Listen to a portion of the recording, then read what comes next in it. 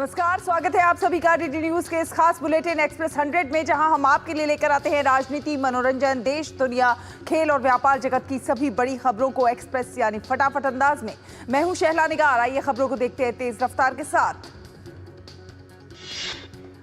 परीक्षा पे चर्चा कार्यक्रम के 8वें संस्करण में प्रधानमंत्री नरेंद्र मोदी ने एक बार फिर परीक्षा में शामिल हो रहे देश भर के बच्चों के साथ किया संवाद।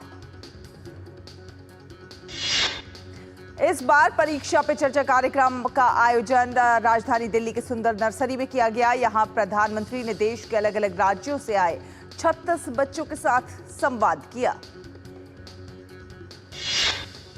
छात्रों से बात करते हुए प्रधानमंत्री मोदी ने कहा, हमारे समाज में दुर्भाग्य से ये घुस गया है कि अगर हम स्कूल में इतने नंबर नहीं लाए, 10वीं 12वीं में इतने नंबर नहीं लाए तो जिंदगी तबाह हो जाएगी और इसलिए पूरे घर में तनाव हो जाता है। ऐसे में आपको खुद को तैयार करना है।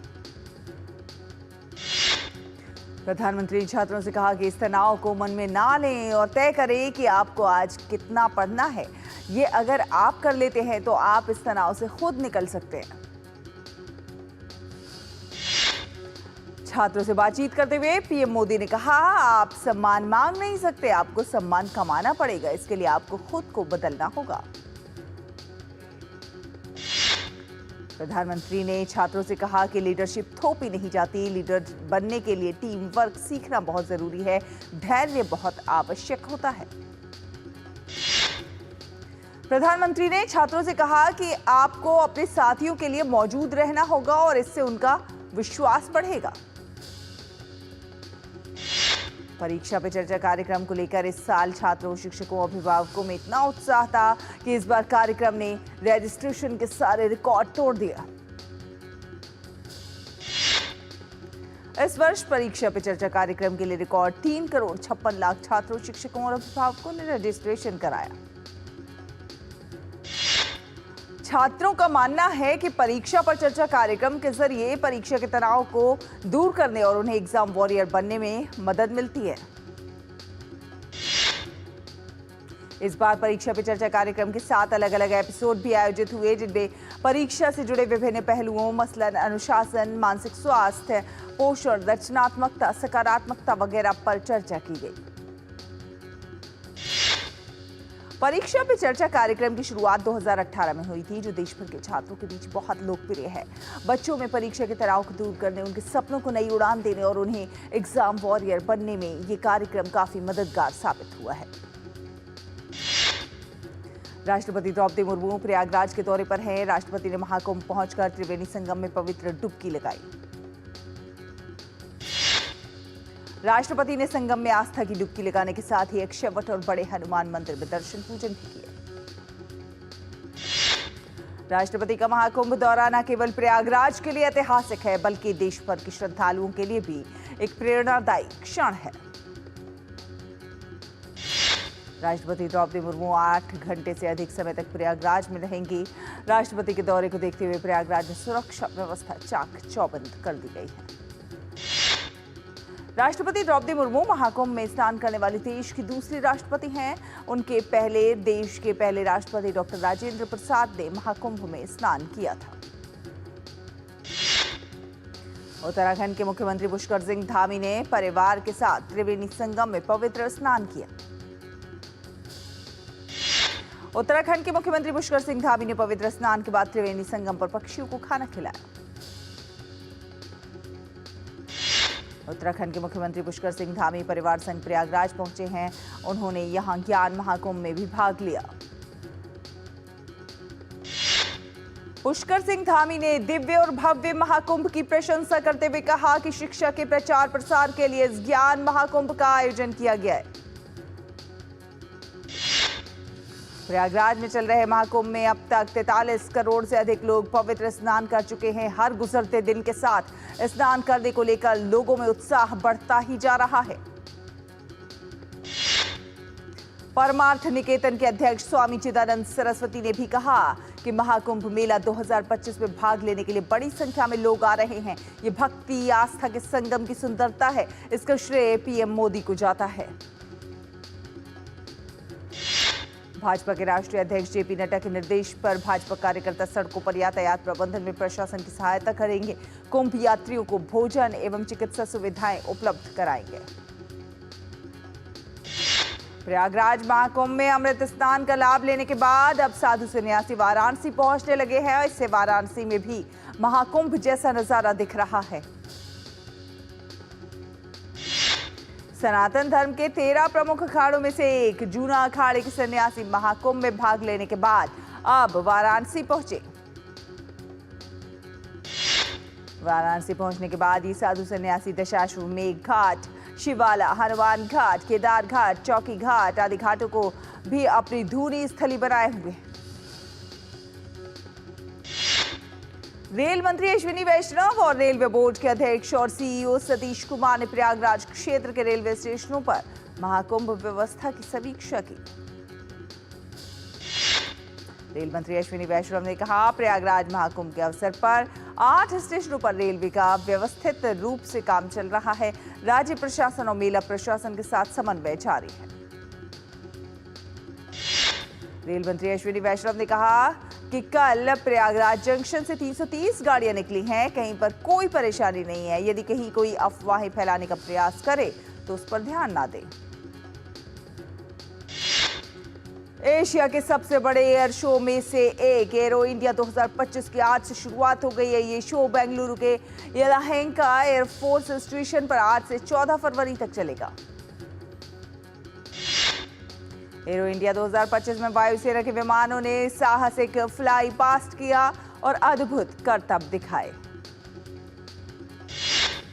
इस बार एरो इंडिया में कई आधुनिक फाइटर जेट और ड्रोन तकनीक देखने को मिलेंगी। शो में करीब 30 देशों के रक्षा मंत्री या प्रतिनिधि और 43 देशों के वायुसेना प्रमुख और सचिव शामिल हो रहे हैं।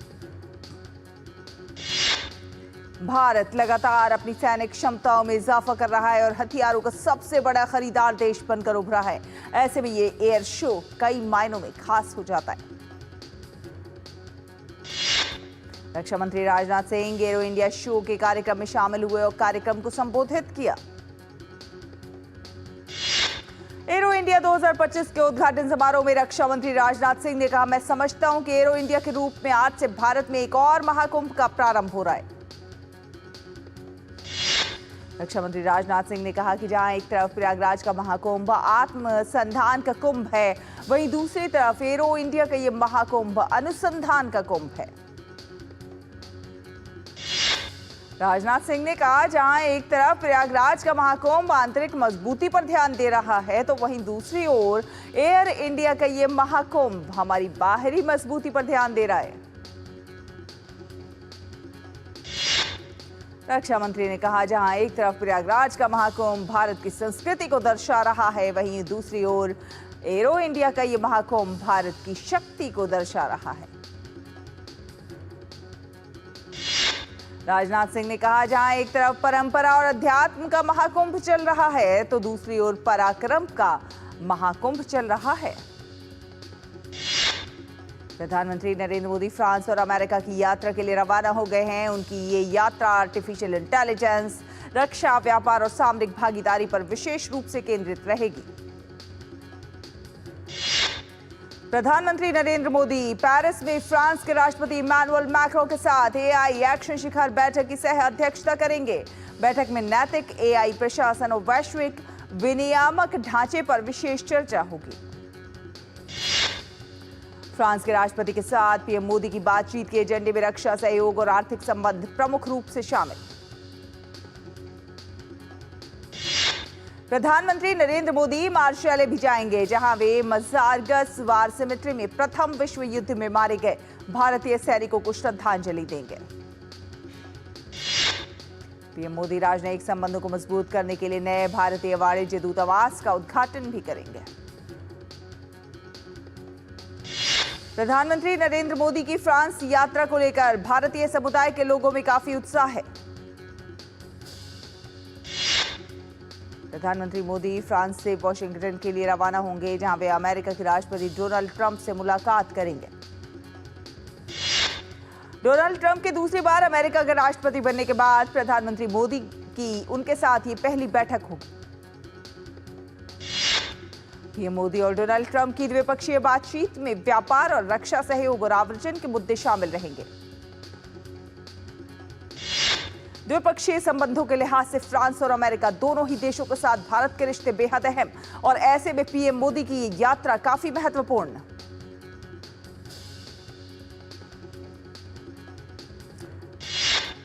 रुकेंगे एक छोटे से ब्रेक के लिए। ब्रेक के उस पार खबरों का सफर जारी रहेगा। देखते रहिए डीडी न्यूज।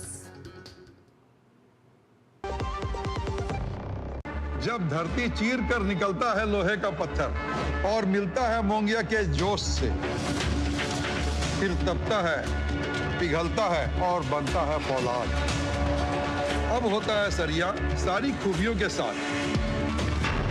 मोंगिया स्टील, मजबूत देश का मजबूत सरिया।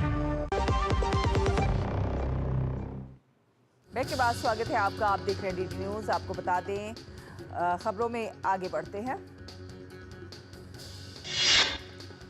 आज सप्ताह के पहले दिन लाल निशान पर खुला शेयर बाजार। घरेलू बाजारों में लगातार चौथे सत्र में गिरावट जारी। सेंसेक्स 343 अंक गिरा तो निफ्टी 23,440 पर कर रहा है कारोबार। और केंद्रीय युवा कार्यक्रम और खेल मंत्री मनसुख मांडविया ने कहा है कि भारत के स्नातकों की रोजगार क्षमता 2013 में 33.95% से बढ़कर 2024 में 54.81% हुई। रेलवे मंत्री अश्विनी वैष्णव ने जानकारी देते हुए कहा कि भारत रेलवे की बढ़ती हुई ऊर्जा जरूरतों को क्लीन और भरोसेमंद न्यूक्लियर पावर से ही पूरा किया जा सकता है। सेबी ने वार्षिक सचिवीय अनुपालन रिपोर्ट के प्रारूप में कुछ बदलाव प्रस्तावित किए हैं, जिससे प्रतिभूति कानून का अनुपालन सुनिश्चित हो सके। बीसीजी की रिपोर्ट के मुताबिक भारत के कुल व्यापार के 2033 तक 6.4% के सीजीआर के साथ बढ़कर सालाना 1.8 ट्रिलियन अमेरिकी डॉलर तक पहुंचने की है उम्मीद। सीबीआईसी के अनुसार केंद्र सरकार की तरफ से जुलाई 2024 में बहुमूल्य धातु पर आयात शुल्क में कटौती के बाद से सोने की तस्करी में उल्लेखनीय कमी आई है। जल उपचार कंपनी BATech WABAG को सऊदी अरब के रियाद स्थित अल हायर एनवायरमेंटल सर्विसेज कंपनी से 37.1 करोड़ डॉलर का कंसोर्टियम ऑर्डर मिला है। Real estate company Prestige estates products limited जबरदस्त कंज्यूमर डिमांड को पूरा करने के लिए चालू में 30,000 करोड़ रुपए के हाउसिंग प्रोजेक्ट्स पेश करेगी। अमेरिकी राष्ट्रपति डोनाल्ड ट्रंप ने कहा कि वो स्टील एल्यूमिनियम पर 25% टैरिफ की घोषणा करेंगे और आने वाले समय में और अधिक आयात शुल्क लगाएंगे। ट्रंप ने कहा कि इस कदम का उद्देश्य अमेरिकी उद्योगों की रक्षा करना और व्यापार असंतुलन को सुधारना। ट्रंप ने कहा कि अमेरिका अन्य देशों द्वारा लगाए गए टैरिफ दरों के बराबर टैरिफ लगाएगा और ये सभी देशों पर लागू होगा। अमेरिकी राष्ट्रपति डोनाल्ड ट्रंप ने कहा है, उनका मानना है कि रूस और यूक्रेन के बीच संघर्ष को समाप्त करने के लिए अमेरिका अपनी वार्ता में प्रगति कर रहा है। वहीं उन्होंने रूसी राष्ट्रपति के साथ हुए संचार के बारे में विवरण देने से इनकार किया। एयरफोर्स वन में ट्रंप ने संकेत दिया कि दोनों व्यक्ति संपर्क में थे। ये 2022 की शुरुआत के बाद से पुतिन और अमेरिकी राष्ट्रपति के बीच पहली आधिकारिक रूप से स्वीकृत बातचीत होगी। अमेरिकी राष्ट्रपति डोनाल्ड ट्रंप ने कहा है कि वो गाजा को खरीदने और उसके मालिकाना हक के लिए प्रतिबद्ध है।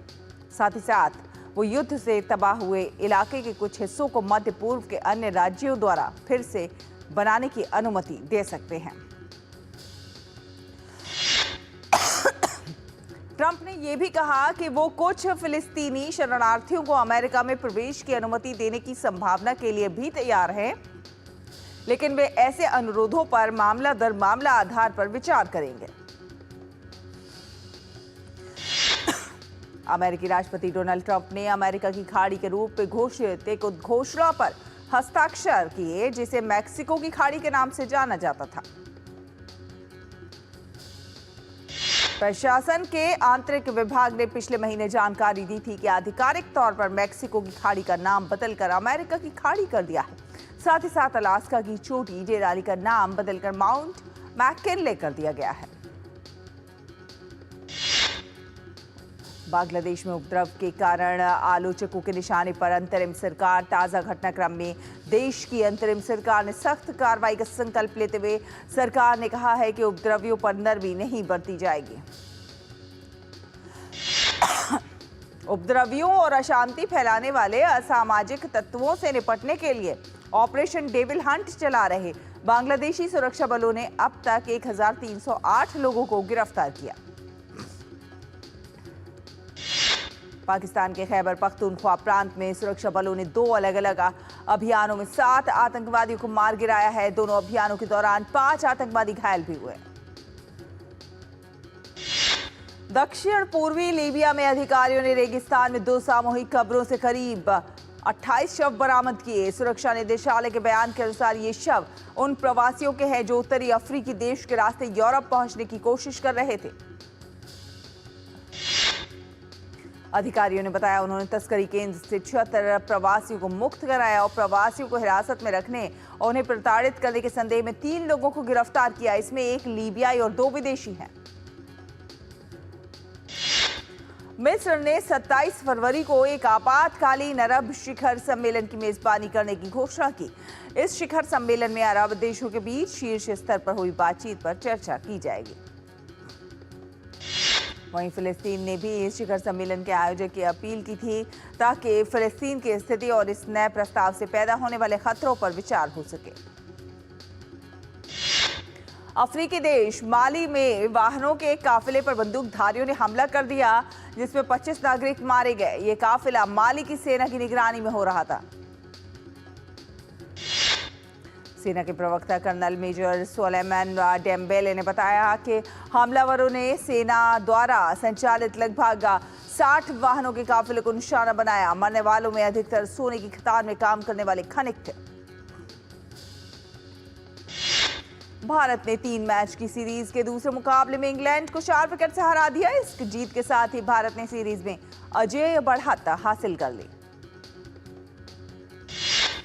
भारत के लिए रोहित शर्मा ने शानदार शतकीय पारी खेली। वहीं रविंद्र जडेजा ने 3 विकेट हासिल किए। Freestyle chess grand slam के क्वार्टर फाइनल के दूसरे लेग में भारत के डी गुकेश का सामना फाबियानो कैरुआना से होगा। मौजूदा विश्व चैंपियन गुकेश अब तक प्रतियोगिता में एक भी जीत दर्ज नहीं कर पाए हैं। ऑस्ट्रेलिया ने गोल्ड टेस्ट में श्रीलंका को 9 विकेट से हरा दिया। इस जीत के साथ ही ऑस्ट्रेलिया ने 2 टेस्ट की सीरीज 2-0 से अपने नाम कर ली।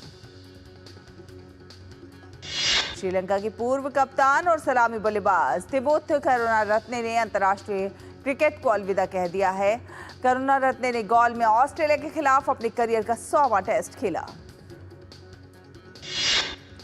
यूपी वॉरियर्स ने WPL 2025 के लिए दीप्ति शर्मा को कप्तान बनाया।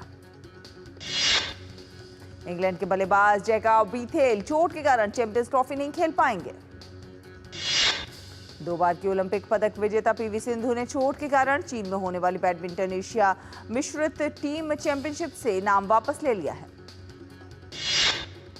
स्पेनिश लीग में बार्सिलोना ने सेविया को 4-1 से हराया। एस्टन विला ने 1 दशक में पहली बार FA कप के 5वें दौर में जगह बनाई। कार्लोस अल्कराज ने रोटरडैम ओपन के रूप में अपना पहला इंडोर खिताब जीतने में कामयाबी पाई। डेनिस शापोवालोव ने अपने करियर की सबसे बड़ी जीत हासिल करते हुए डलास ओपन का खिताब अपने नाम किया। एमा राडुकानु को अपने करियर में पहली बार लगातार चौथे मैच में हार का सामना करना पड़ा। सर्जियो रामोस को मॉन्टेरो ने रविवार को अपनी नई साइनिंग के रूप में पेश किया। अर्जेंटीना के फुटबॉलर लायनल मेसी अपने परिवार और अपने दोस्तों के साथ सुपर बॉल मुकाबला देखने के लिए पहुंचे। अनिल कपूर की अपनी अगली फिल्म की सूबेदार की शूटिंग पूरी हुई है। महाराष्ट्र के सीएम देवेंद्र फडणवीस की पत्नी और सिंगर अमृता फडणवीस का नया गाना मारो देव बापू सेवालाल हुआ रिलीज। विकी कौशल और रश्मिका मंदाना अभिनीत फिल्म छावा की एडवांस बुकिंग शुरू हो गई। फिल्म सनम तेरी कसम ने री रिलीज होते ही रिकॉर्ड बनाते हुए ओरिजिनल लाइफ टाइम कलेक्शन को पीछे छोड़ा। मलयालम अभिनेता अजीत विजयन ने 57 वर्ष की आयु में कोची में अंतिम सांस ली। अभिनेता नवाजुद्दीन सिद्दीकी की film I am not an actor का ट्रेलर रिलीज हुआ। बोयापति श्रीनु द्वारा निर्देशित एक्शन ड्रामा फिल्म अखंड 2 की रिलीज डेट जारी। वैलेंटाइन डे के दिन यानी 14 फरवरी को करीना कपूर और शाहिद कपूर की फिल्म जब वी मेट भी सिनेमा घरों में री रिलीज होगी। विक्रम भट्ट निर्देशित फिल्म तुमको मेरी कसम 21 मार्च को सिनेमा घरों में रिलीज होगी। मार्वल स्टूडियो की Hollywood film captain America brave new world 14 फरवरी को सिनेमा घरों में दस्तक देगी। फिलहाल एक्सप्रेस न्यूज में इतना ही। डीडी न्यूज पर खबरों का सफर लगातार जारी है। आप देखते रहिए डीडी न्यूज। नमस्कार।